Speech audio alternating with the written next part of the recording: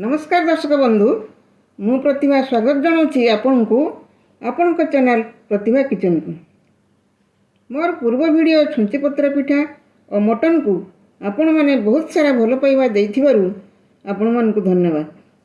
जो मैंने यही वीडियो को मिस करथिबे स्क्रीन ऊपर आसुथिबा आई बटन को क्लिक करी देखि परिबे। डिस्क्रिप्शन बॉक्स रे मध्य वीडियो रो लिंक पाई परिबे। एही भली स्वादिष्ट रेसिपी पाई चैनल को सब्सक्राइब करी बेल आइकन को टैप कर दियंतु। चलंतु एबे डेरी न करी देखिबा आजिर रेसिपी देसी छतु तरकारी। एही छतु प्राकृतिक उपाय रे होइथा। यह वर्ष सारा मिले नहीं, निर्दिष्ट समय रे 2 ରୁ 3 थर मिलता है। यह को आमे पार्वण बा बड़ छतु रूपे जानी थाउ। आपण माने यह को केउ छतु नाम रे जानी छंती कमेंट करी जणांतु। देखंतु एई भली भाबरे मु छतु को बाछि नैची, बाछिला परे ताकू काटी नैची। एबे यह को आमे हळदी पानी रे बतराई रखिबा, कारण यह बण जंगल रु आसी थाए। तेणु आकु हळदी पानी रे भिजई रखिदेले 10-15 मिनिट पाई एथिरे थिबा बैक्टेरिया सब नष्ट होई जिवे। देखंतु हळदी पानी रे बतराई रखितिबा छतु को मु भल भाबरे धुई चुपुड़ी नैची। ता पाई सब मसला सामग्री को जान नवा।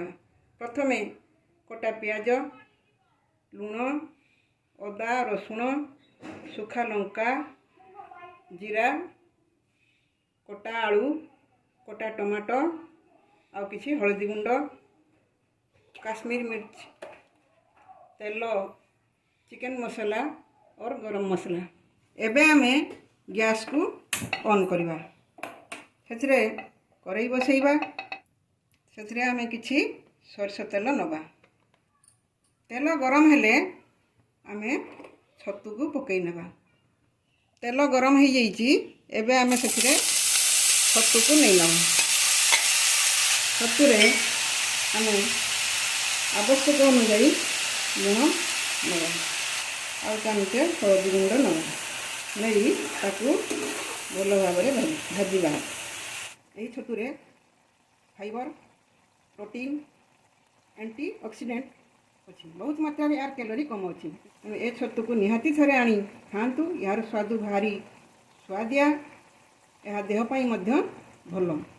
देखंतु ए छतुर केते पानी बाहरलानी। ये पानी जते सुखी जीवो जानिबे भजा हेई गला। छतुर पानी सुखी जाइछि। छतु आमर भजा हेई गला। एबे आकु आमे गोटे प्लेट को बाहर कर नबा। सही करेई रे आउ टिके तेल पकईबा। तेल गरम हेले काटी रखिथिबा आलू को पकईबा। सेथिरे मध्य टिके लुण देई दबा।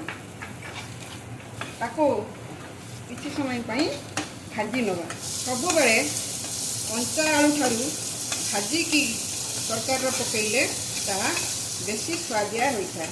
आलू मध्य भजा हो गला। एबे आमे आउ चामचे सरस तेल देई सेथिरे आमे तेजपत्र काटी रखिथिबा पियाज पकाई ताकू भाजीबा। पियाज गोल्डन ब्राउन हो गलानी।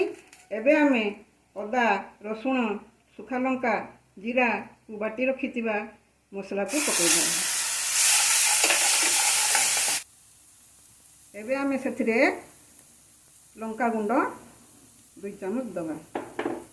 ता सहित चिकन मसला चामचे। मसला रू तेल बाहरी गलानी। मु टिके अल्प तेल देकी रांधीची।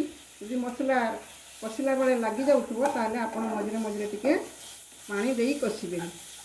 एबे आमे टमाटो प्यूरी को देई दबा। देखंतु मसला कषा हो जाइछि। एथिरे आमे भाजी रखिथिबा छतु आउ आलू को पकई दबा।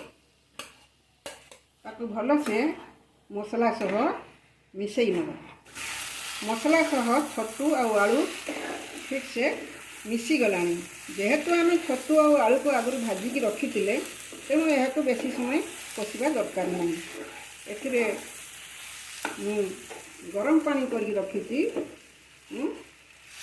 देवी आपण मैंने आपणकर जी ग्रेवी दरकार से अनुसार पानी देवे ये ग्रेवी अनुसार आउ टिके मु लुण पकई दूची कहीं छतुरे मु लुण देइथिली आलूरे लुण देइथिली तेणु वर्तमान मु ग्रेवी अनुसार अल्प टिके लुण देली देकी याकू ढांकी देबे एबे लीड खोली देखि नबा हमर छतु तरकारी हेलाणी कि नहीं देखंतु छतु ठीक हो जाइए एतिकी ग्रेवी आम रखा एथिरे मु एबे गरम मसला पकईदेवी ताकू टिके तरकारी सह मिसईदेवी हो गला आमर छतु तरकारी आज जदि यही रेसिपीटी आपण मानकु भल लागुची ताहले कमेंट सेक्शन में लिखि जणांतु एहाकू लाइक शेयर करंतु जय जगन्नाथ।